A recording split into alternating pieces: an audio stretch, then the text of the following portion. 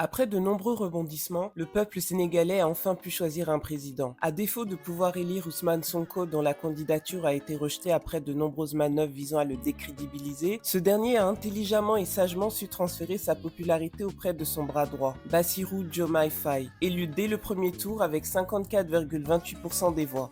Cette victoire avant d'être politique est celle des Sénégalais, qui ont soif de changement, courageux, solidaires, et qui malgré la répression ont continué de manifester leur mécontentement pour un Sénégal différent. Hommage à toutes les victimes et à tous les martyrs qui laissent des familles endeuillées qu'il ne faut pas oublier. Le 24 mars 2024, date de la victoire, devient une date historique après tous ces sacrifices. C'est le résultat le plus juste que la majorité des électeurs sénégalais attendaient. Il est important de saluer les valeurs de solidarité, d'unité, de détermination et d'intérêt collectif dont le peuple a fait preuve pour soutenir l'opposition. Sans ça, ce résultat n'aurait pas été possible après l'éviction d'Ousmane Sonko, son emprisonnement ainsi que celui de Bassirou Diomaye Faye, désormais président, qui ont tous les deux été amnistiés et libérés 9 jours avant la victoire.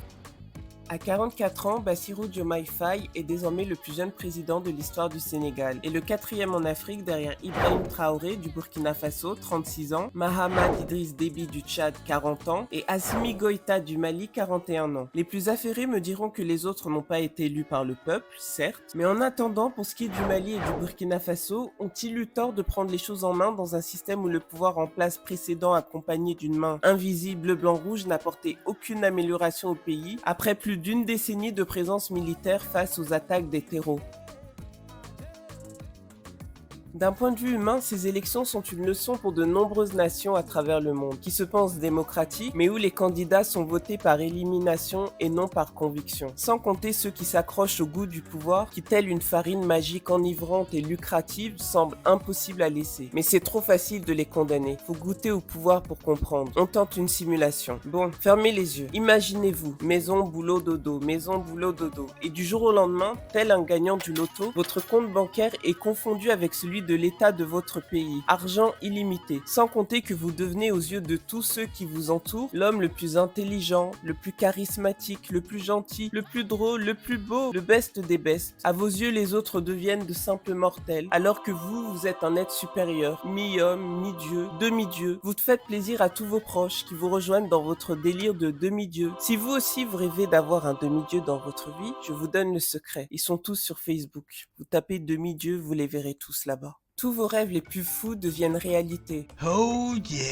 Ouvrir une simple porte, c'est fini. Ouvrir une portière de voiture, c'est fini. Vos ministres sont là pour vous rassurer du bon fonctionnement du pays et de la satisfaction des populations que vous ne côtoyez pas, mais qui vous acclament à chacun de vos passages. Donc imaginez la valeur que vous pouvez accorder à leurs besoins primaires non satisfaits comme l'eau et l'électricité. Tel un Kim Jong-un aimé de tous vivant dans une dimension parallèle de la nôtre, votre règne dure officiellement 4 années, à l'issue desquelles il faut relancer un processus de validation par le peuple. D'après vos proches collaborateurs, vous êtes en route pour la défaite. Votre sécurité et celle de vos proches est en péril, car vous avez commis des péchés qui devraient vous conduire tout droit à la CPI, à moins de faire écrabouiller quelques petits opposants, sans conséquence, car bien évidemment vous ne vous salissez jamais les mains. Et cela vous permettrait de maintenir le cap pour un nouveau mandat renouvelable à l'infini, selon vos règles constitutionnelles. Entre nous, vous gardez le pouvoir ou vous renoncez? Répondez-moi en commentaire, ça m'intéresse. Malgré un programme ambitieux qui marque le début d'une nouvelle ère pour le Sénégal, sur les réseaux sociaux, de nombreuses féministes 2.0 et d'étrangers se focalisent sur le statut marital du nouveau président, Bassirou Diomaye Faye, qui a 2 épouses. Comme si cela allait avoir une quelconque influence sur la politique du pays, ou qu'il était à l'origine de ce que la religion et la loi autorisent. Pourtant, il n'est pas le premier président dans le monde à être dans cette configuration plutôt honnête, comparé à d'autres monogames multipliant les maîtresses et les progénitures dans le silence le plus complet. Si la polygamie au Sénégal vous inquiète tant que ça, sachez que les femmes représentent 44% des sièges de l'Assemblée nationale,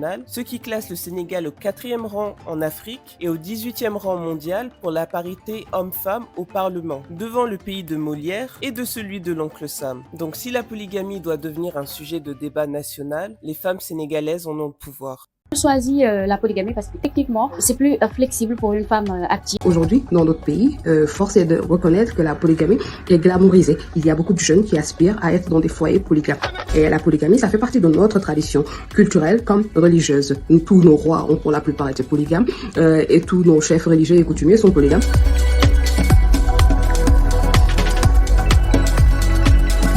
Je ne dirais pas que c'est une obligation, mais c'est juste un choix. Ça pourra te permettre non seulement de vaquer à tes occupations professionnelles, mais également d'avoir le temps pour soi. On est passé d'une génération de femmes instruites dans les années 1960-1970, farouchement opposées à la polygamie, à une génération qui l'assume, voire la revendique.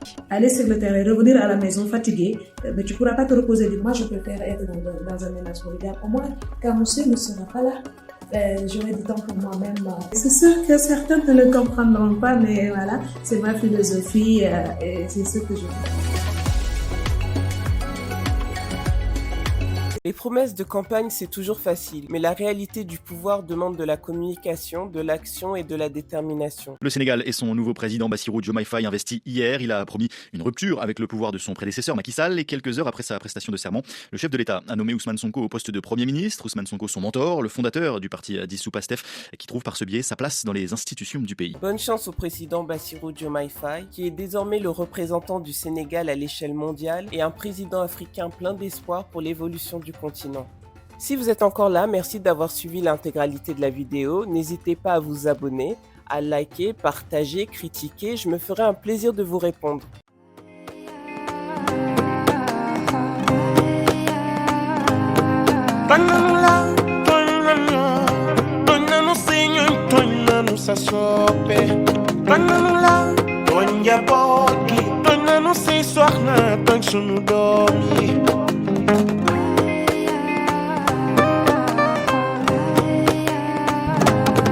Sumano son kumile ki khutbula wala mujadid la